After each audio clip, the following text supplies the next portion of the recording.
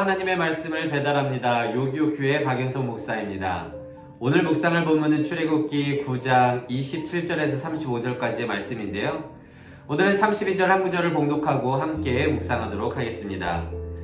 그러나 밀과 쌀보리는 자라지 아니한 고로 상하지 아니하였더라.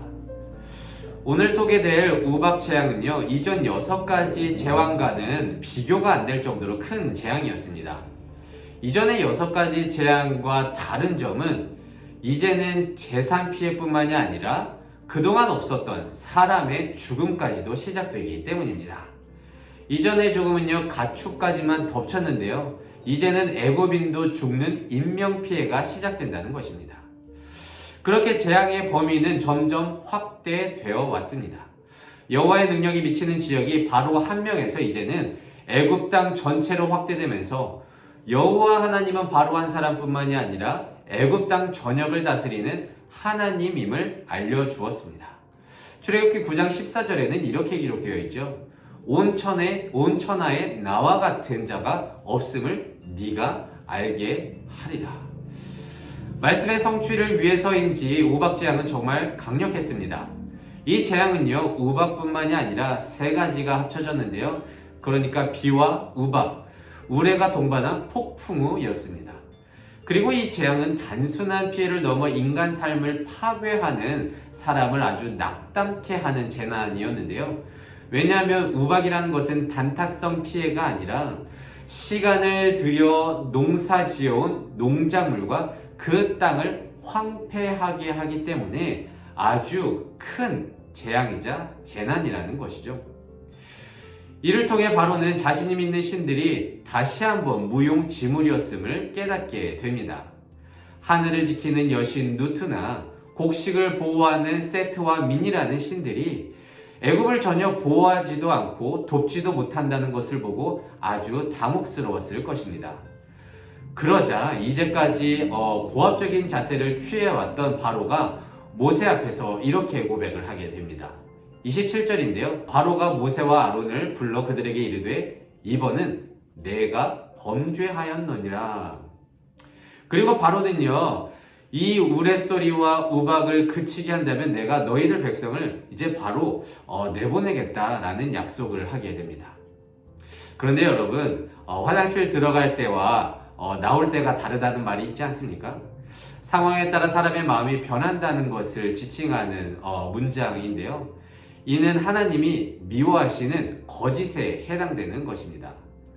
그런데요, 바로는요, 우박이 멈추자마자 상황이 다시 좋아지니까 언제 그랬냐는 듯이, 언제 내가 잘못했냐고 죄를 고백했냐는 듯이 자신의 말을 곧바로 철회하고 맙니다. 너희를 보내지 않겠다. 그런데요, 여러분, 이런 바로의 모습을 보면 누가 떠오릅니까?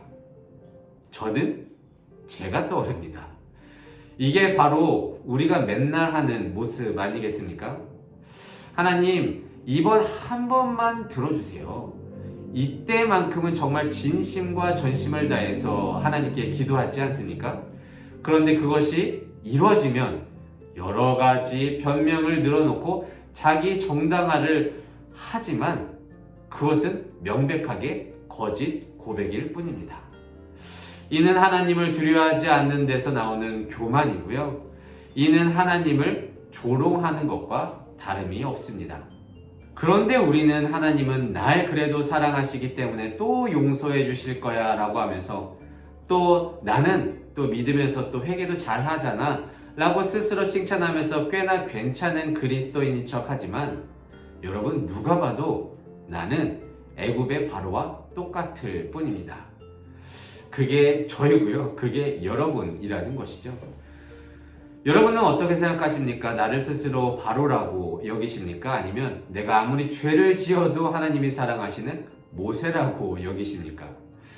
여튼 간에 하나님 앞에서의 거짓 고백은요, 정당화될 수 없는 교만일 뿐임을 우리는 꼭 기억해야 할 것입니다. 한편 바로가 거짓 고백을 했고 다시 하나님을 두려워하지 않을 것이라는 기록 뒤에 생뚱맞게 오늘 봉독한 내용이 이어지는데요. 그러니까 삼과 보리는 상했지만 밀과 쌀보리는 상하지 않았다는 기록입니다. 그런데 이게 무엇을 뜻하냐 하면요. 지금 우박으로 말미암아 당장 먹을 삶과 보리는 피해를 보았지만 나중에 이 땅들을 다시 한번 정리해서 농사를 짓는다면 밀과 쌀보리는 수확할 수 있다는 것을 말하고 있는 것입니다.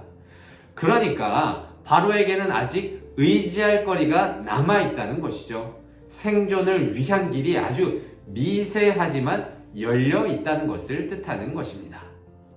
그래서 바로는요, 이 미세한 건덕지 때문에 상황이 바뀌자마자 자신이 약속한 것을 철회하는 이유가 되고 합니다. 그런데 여러분, 이게 인간이고 이게 바로 왕이고 이게 바로 나 아닙니까? 우리도 이렇게 뭔가 의지할 만한 어떠한 작은 건덕지만 있으면 절대로 하나님보다 나를 먼저 의지하죠. 그리고 그게 하나님이 주신 지혜인 것 마냥 또 포장해서 합리화를 하고 그렇게 내 뜻대로 방향을 결정해 놓고 기도하는 아주 나쁜 습관, 나쁜 모습을 우리는 갖고 있지 않습니까? 여러분, 지금 출애굽기를 통해서 우리는 모세와 바로를 비교하면서 볼 수가 있는데요. 여러분 아셔야 할 것은 무엇이냐면요. 모세는요, 하나님의 종으로서 지도자로서 참 카리스마 있는 인물로 묘사되지만 모세는 바로 앞에 서는데 80년이 걸렸습니다. 하나님을 온전히 믿기 위해서 그 미세한 건덕지를 없애는데 80년이 걸렸다는 말입니다. 그런데 우리는요, 쉽게 하나님을 잘 믿는다고 착각하며 교만하게 하나님을 조롱할 때가 얼마나 많습니까? 여러분, 지금의 출애굽기는 바로 왕은 나쁘고 하나님은 능력 있으시네가 아니라 내가 나쁘고 하나님은 사랑으로 나를 인도해 주시네를 깨닫게 하는 성경임을 우리는 깨달아야 할 것입니다. 그래서 오늘은 이렇게 기도하길 원합니다. 하나님, 바로가 자신의 상황을 모면하고자 거짓으로 약속하고 바로 철회하는 모습을 보면서 나의 신앙을 돌아봅니다. 거짓 고백하고 변명되며 자기 정당하고 미세한 건덕지만 있으면 하나님을 등지는 내가 바로임을 깨닫습니다. 하나님, 출애굽기를 통해 나의 적나라한 연약함을 보게 하시고 그럼에도 나를 사랑하셔서 인도하시는 그 전능하신 하나님을 바라보는 우리 되게 하여 주시옵소서. 오늘도 이 말씀을 묵상하면서 한날 승리하면서 나아갈 수 있는 우리 모두가 되시기를 진심으로 소망합니다. 기도하겠습니다. 이 세상의 모든 청년의 인생을 사랑하시는 하나님 감사합니다.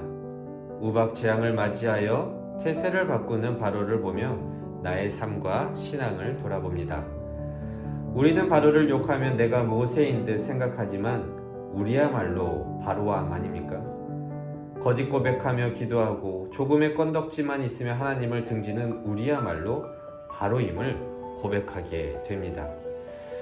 하나님, 이런 우리를 긍휼히 여겨주시고 바로왕이 아닌 이제는 온전히 하나님을 신뢰하며 나아가는 모세가 되어서 언제 어디서나 하나님께 순종하며 살아갈 수 있는 그리스도인 청년 되게 하여 주시옵소서. 감사드리며 이 모든 말씀 예수님의 이름으로 기도드립니다. 아멘.